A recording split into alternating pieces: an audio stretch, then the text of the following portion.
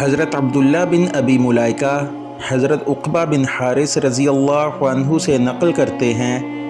کہ حضرت عقبہ رضی اللہ عنہ نے ابو احاب بن عزیز کی بیٹی سے نکاح کیا تو ان کے پاس ایک عورت آئی اور کہنے لگی کہ میں نے حضرت عقبہ رضی اللہ عنہ کو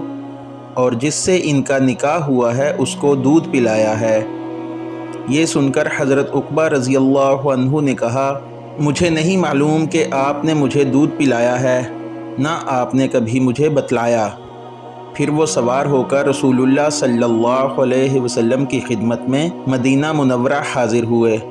اور آپ صلی اللہ علیہ وسلم سے اس کے متعلق دریافت کیا تو حضرت صلی اللہ علیہ وسلم نے فرمایا، تم کس طرح اس لڑکی سے رشتہ رکھو گے حالانکہ اس کے متعلق یہ کہا گیا ہے۔